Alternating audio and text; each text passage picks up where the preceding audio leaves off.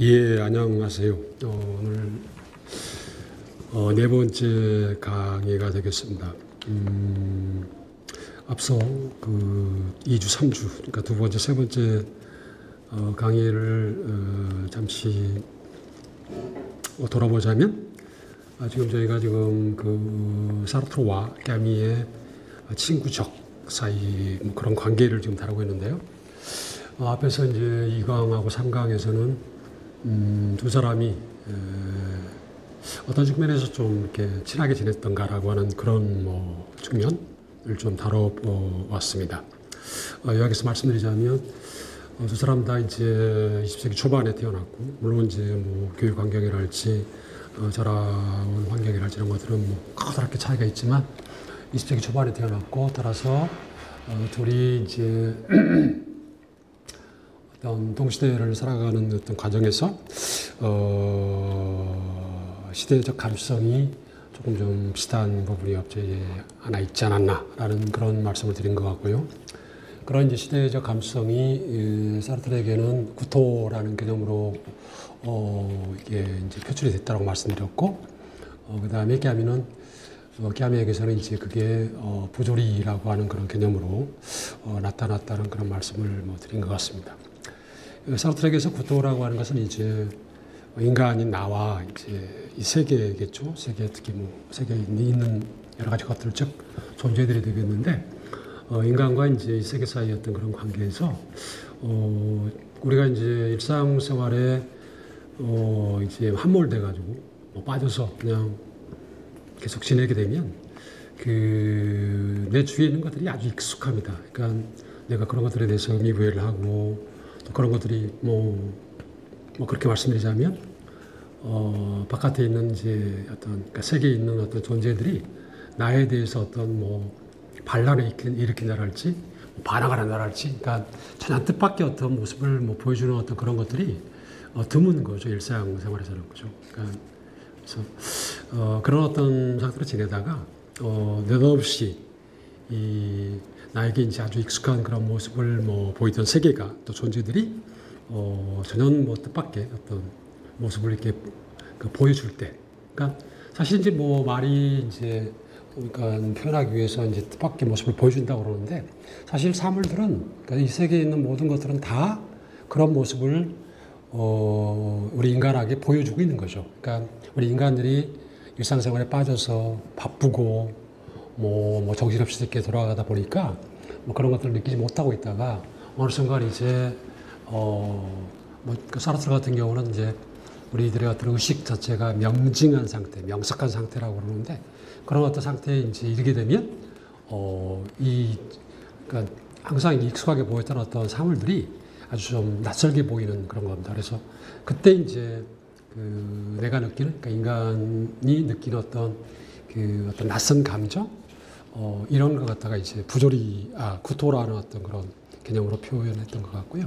그래서 뭐 구토에 대해서는 뭐 자제의 구토라고 하는 그런 제목의 소설이 있고, 거기에 보게 되면 뭐 여러 가지, 그러니까 뭐 내가 내 얼굴을 뭐 보면서, 내가 내 손을 보면서 항상 익숙하던 내가 뭐 드나들던 어떤 방문의 문 손잡이를 보면서 맥주잔을 만지면서 뭐 칼을 뭐 손에 들다가, 그다음에 뭐 바닷가에서 이제 뭐 수제비를 뭐 뜨려고 돌멩이를 손에 쥐다가 뭐 등등. 그래서 그다음에 이제 타인과의 관계에서도 그렇고, 그래서 내 주위에 있는 어떤 그런 사물들, 뭐 존재들, 특히 이제 세계에 있죠. 그래서 그것과의 관계 속에서 내가 느끼는 어떤 그런 불편한 어떤 느낌, 뭐 이런 것들을 갖다가 종합을 해서 구토라고 이제 규정을 했던 걸로 기억이 되고요. 그다음에 이제 사르트르는 이제 이 구토라고 하는 것이 일종의 이제 우리들의 어떤 정신적인 어떤 감정 상태인데, 좀 불길하고 좀 음산하고 뭔가 좀 안 좋은 듯한 그런 느낌, 뭐 이런 어떤 감정인데,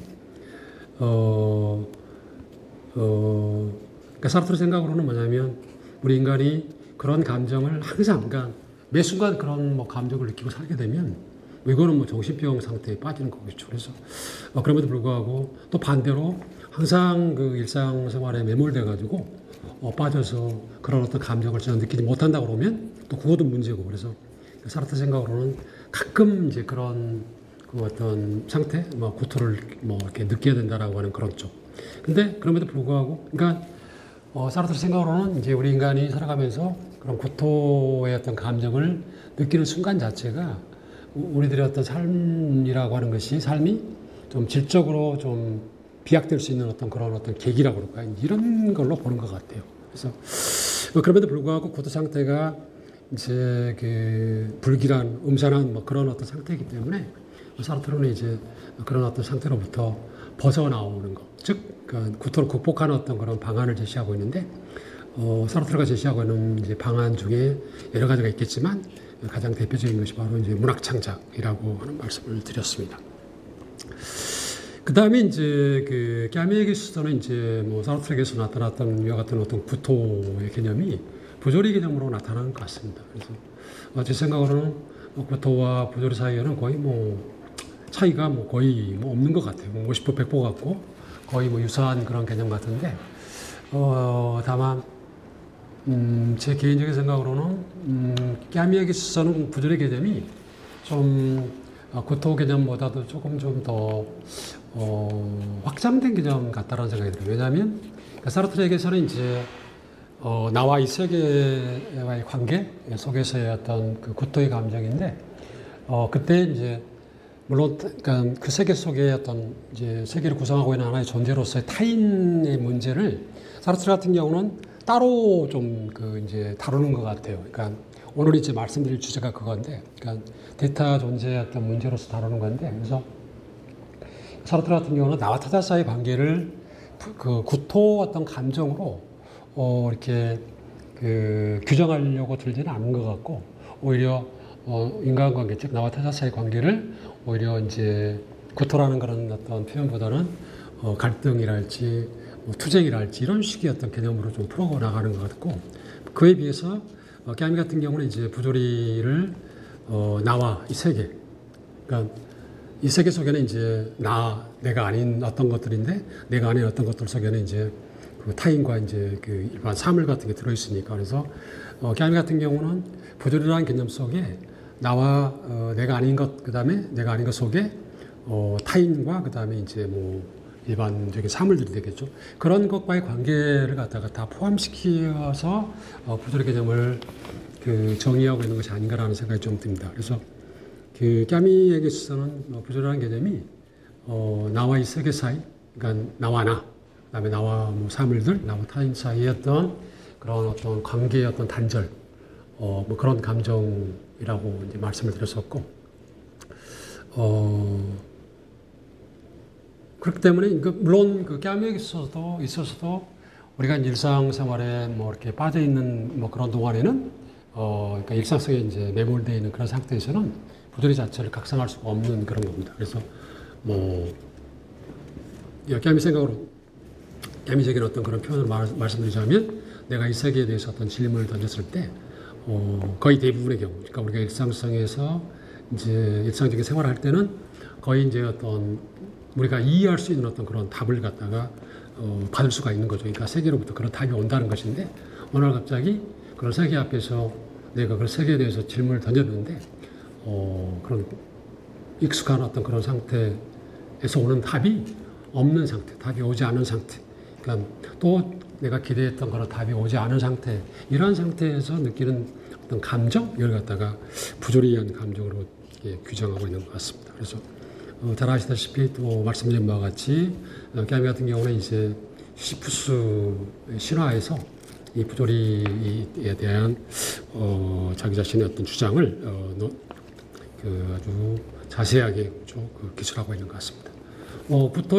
사르트르에게서 구토의 개념과 거의 비슷하게 까미에게 있어서도 부조리라고 하는 것이 마찬가지로 내가 계속 항상 뭐 이렇게 부조리를 느끼면서 산다는 것은 거의 불가능한 상태고, 또 반면 일상 속에 매몰돼 가지고 부조리를 갖다 전혀 느끼지 못하고 또 각성하지 못하는 그런 상황에서 사는 것도 역시 이제 마찬가지로 우리에게 뭐 살아가면서 어떤 도움이 되지 못하기 때문에 까미 역시 부조리를 갖다가 우리가 가끔, 그죠? 그러니까 느껴야 된다라고 하는 그런 거, 또 보존을 느끼게 되면 그게 이제 우리들의 어떤 삶이 이렇게 질적으로 좀 고양될 수 있고, 어떤 비약의 어떤 계기를 맞이할 수 있는 어떤 그런 도화선이 된다라고 하는 그런 얘기를 펼치고 있는 것 같고요. 그래서 말씀드린 바와 같이 이제 깨미 같은 경우는 부조리를 이제 극복하는 그런 과정에서 세 가지 방식을 제시한다고 말씀드렸죠. 첫째는 이제 자살, 그 다음에 두 번째는 뭐 희망, 뭐 종교적인 희망, 그 다음에 세 번째가 반항인데,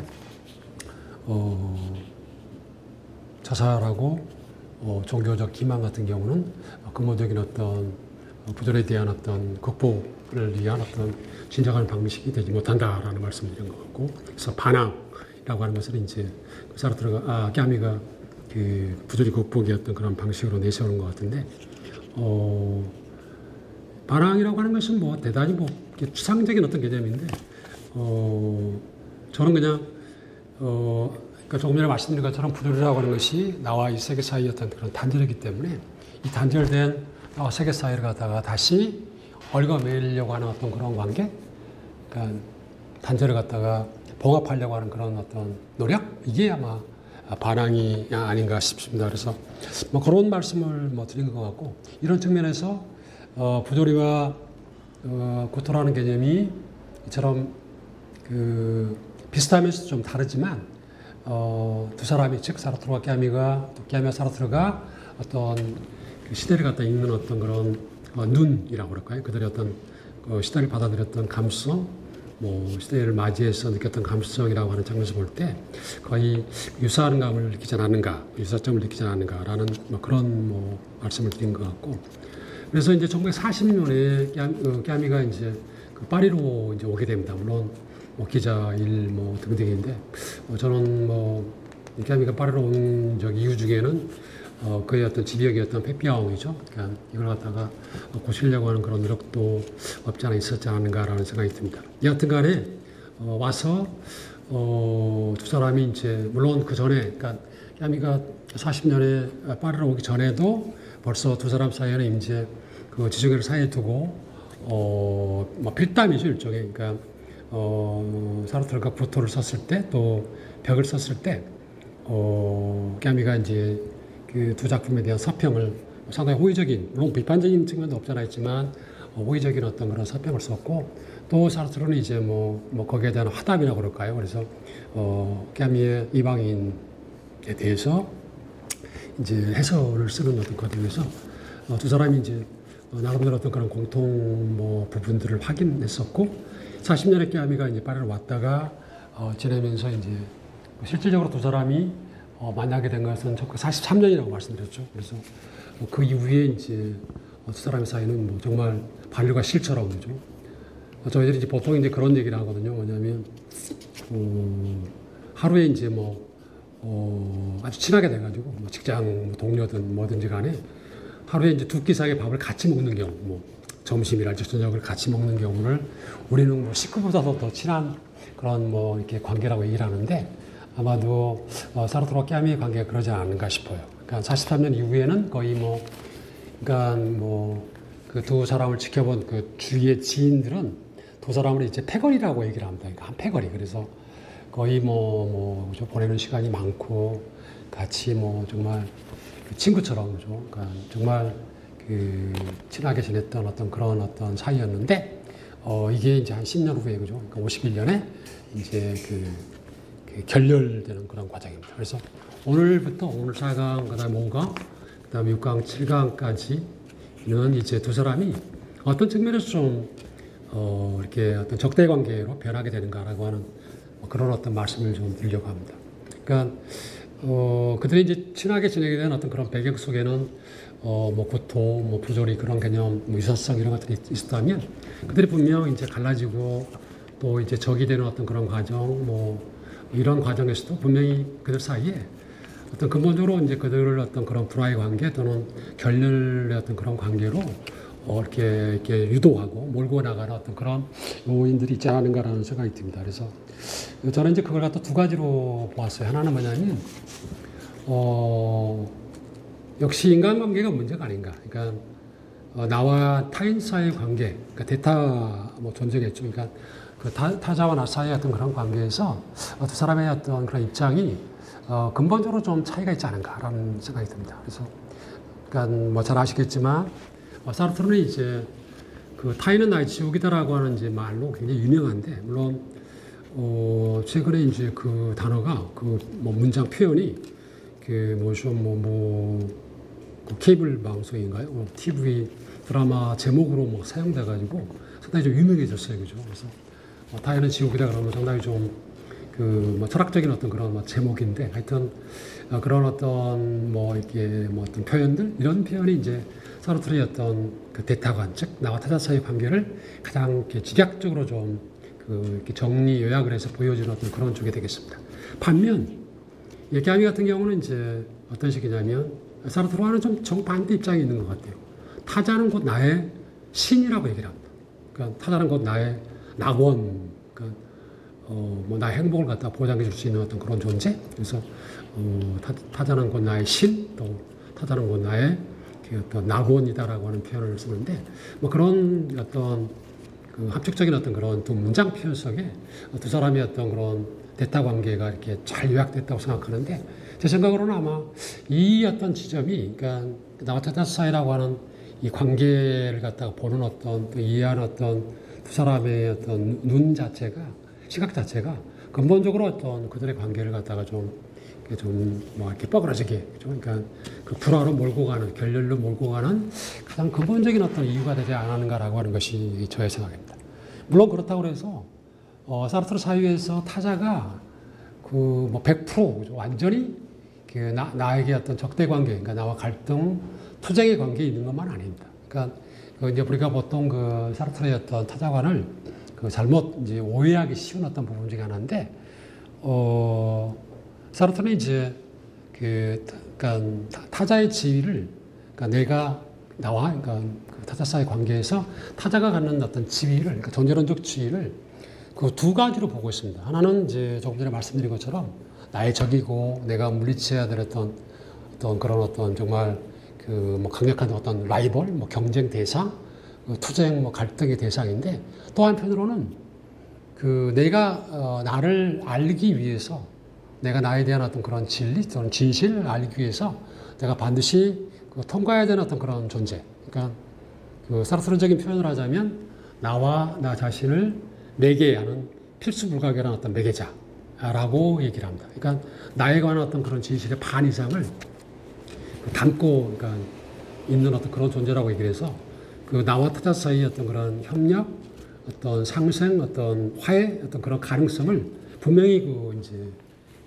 보여주고 있고 또 강조를 하고 있는데 또 이제 저는 이제 제 개인적인 생각으로는 그 사르트르의 어떤 사유가 비록 그 타자와 나 사이의 관계에서 갈등이나 투쟁을 강조를 했지만 그런 강조는 오히려 그 역으로 나와 어떤 타자 사이의 어떤 그런 상생, 화해의 어떤 그런 길, 출구를 갖다가 찾는 그런 쪽으로 그 이제 가기 위한 어떤 그런 과정이 아니었는가라고 하는 것이 이제 저의 어떤 생각이 되겠습니다.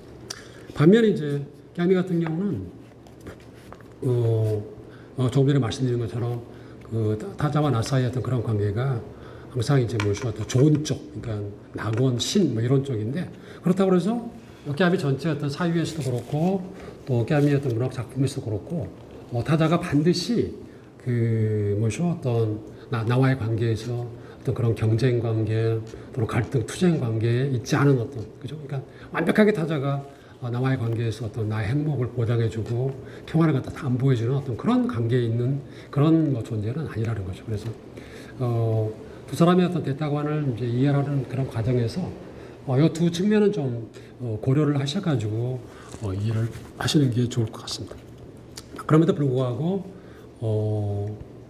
사르트르에게는 이제 나와 타자 사이의 관계에서 갈등, 투쟁의 어떤 그런 관계가 좀 두드러지고 좀 무쇠한 쪽, 이런 쪽이 더 강조되는 거, 그러니까 그런 부분이 더 강조되는 것 같고, 까미 같은 경우는 오히려 이제 낙원, 그 다음에 이제 신으로서의 어떤 타자의 모습, 또 그걸 바탕으로 해서 이루어지는 공생, 화해, 이런 어떤 쪽이 더 우세한 것이 아닌가라는 생각이 듭니다. 그래서 제 개인적인 생각으로는 이게 이제 둘 사이의 관계를 그 이제 좀 결렬, 불화 쪽으로 몰고 가는 가장 기본적인 어떤 그런 어떤 요인이 되는 것 같고, 그래서 오늘 이제 두 사람의 어떤 대타관, 그 다음에 이제 여기서 이제 한 발짝 더 나가가지고, 이 인간이라고 하는 이제 존재가 나와 타자 사이의 어떤 그런 관계, 그러니까 일대일 관계에서만 삶을 영위하는 건 아니죠. 그러니까 우리는 이제 역사적 또는 사회적 존재이기 때문에 그래서 집단, 사회, 공동체, 역사 이런 것들을 고려를 해야 되는데,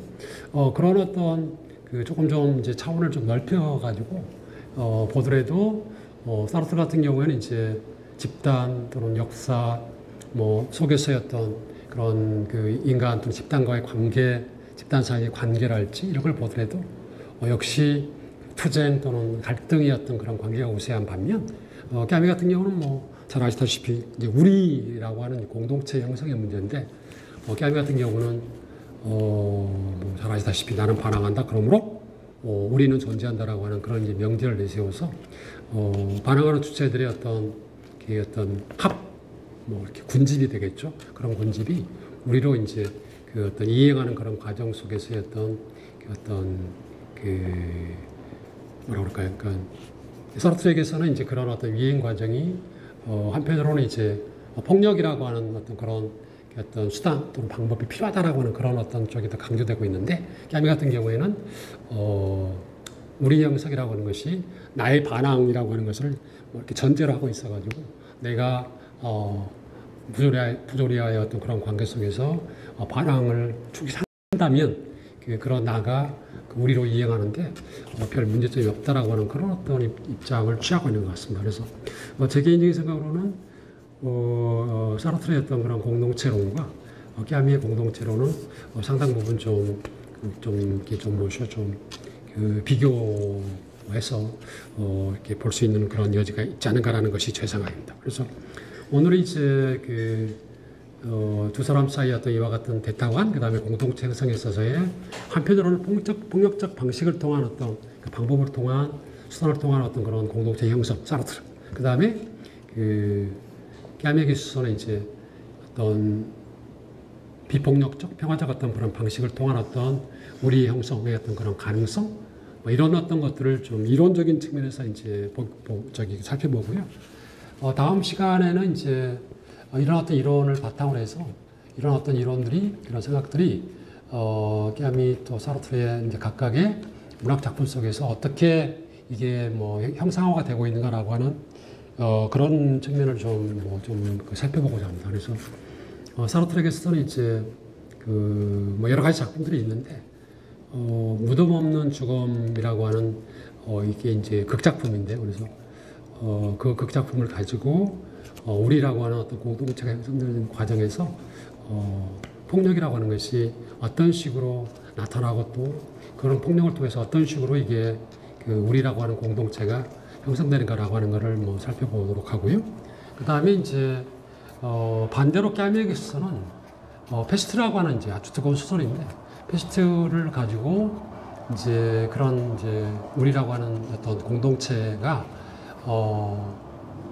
비폭력적인 어떤 방식이죠. 그래서 반항이라고 하는 이제 어떤 모티브겠죠. 그러니까 반항을 통해서 그런 반항하는 나들이 어떻게 우리로 이제 이행하는가라고 하는 그런 어떤 것들을 좀 보고자 합니다.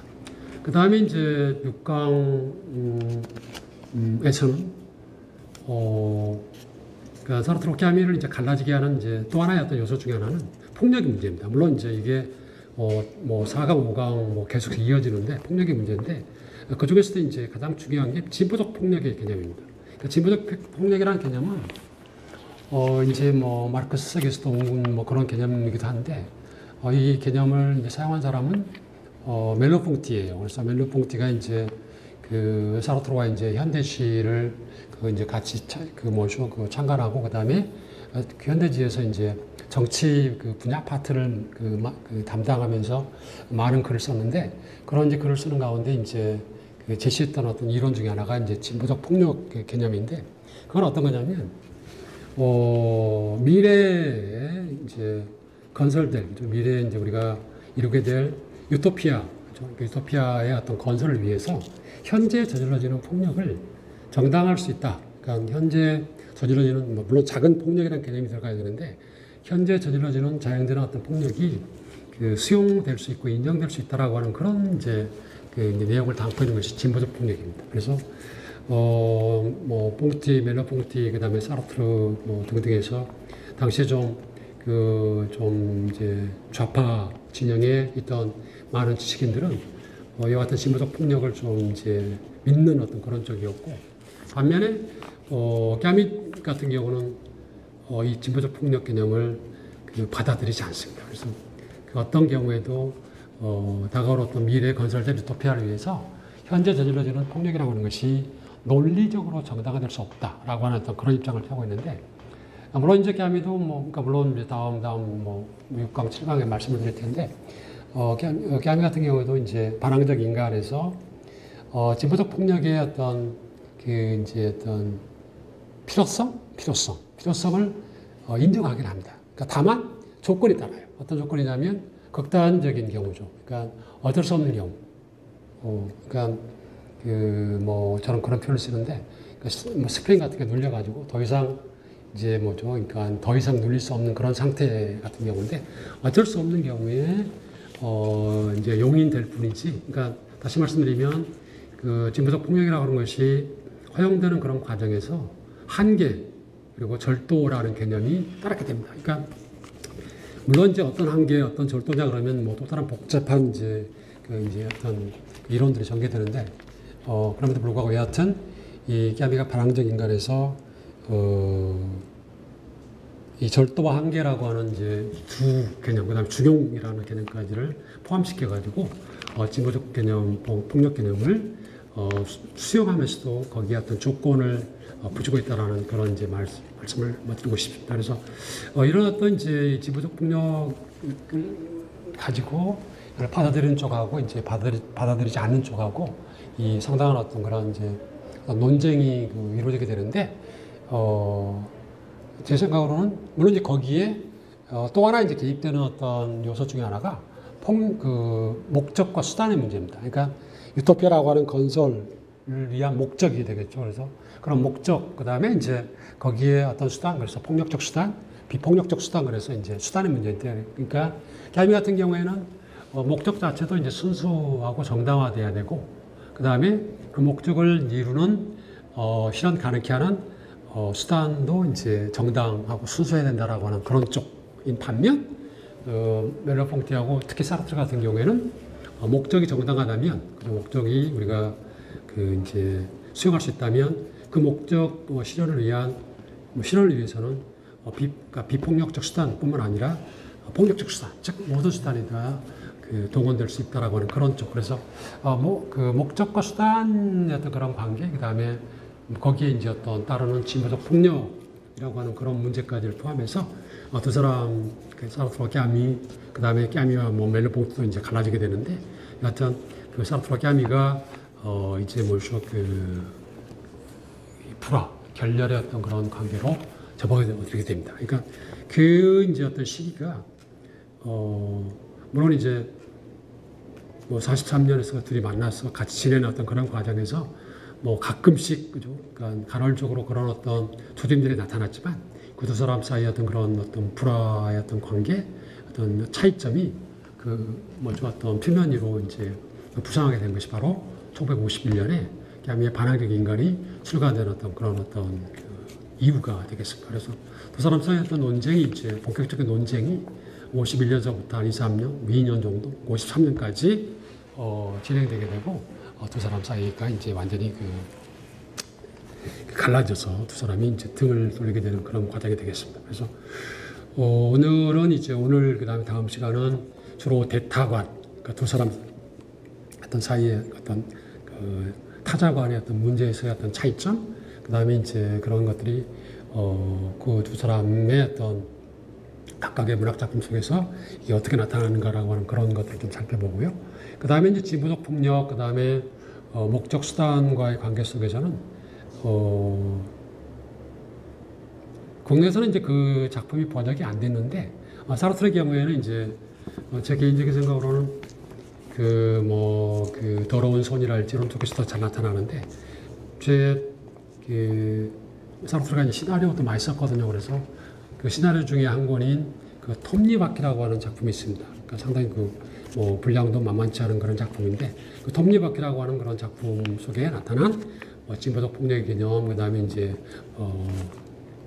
그 폭력, 그러니까 목적과 수단 관계 속에서의 폭력의 문제를 살펴보기로 하고, 그 다음에 까미의 경우에는 이제 정의의 사람들입니다. 그러니까 보통의 경우는 이제 이 문제를 다루기 위해서는 사르트르의 경우에는 더러운 손하고 이제 까미의 경우는 정의의 사람들, 이게 이제 비교된 경우가 많은데,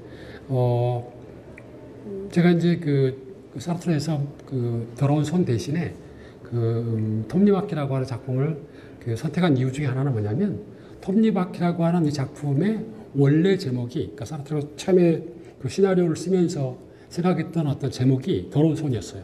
그러니까 더러운 손이라고 하는 이 제목 자체가 먼저 이 톱니바퀴에 이제 좀 붙일까라는 생각을 했기 때문에, 제 생각으로는 그 더러운 손에서 다뤄지고 있는 그런 내용과 톱니바퀴에서 다뤄지고 있는 내용, 즉 진보적 폭력, 그다음에 목적과 수단의 어떤 그런 관계 속에서의 어떤 그런 내용은 거의 유사한 점이 많습니다. 그래서 저는 톱니바퀴를 뭐 차제에 한번 소개 말씀도 좀 올리고, 그래서 톱니바퀴와 까미의 정의 사람들을 한번 비교를 해보면 어떨까. 그래서 지금 두 사람, 그러니까 까미 사르트르의 어떤 그런 적대 관계, 그러니까 두 사람의 어떤 불화 관계를 이제 설명하는 그런 가운데 이 두 꼭지를 가지고 말씀을 드리고자 합니다.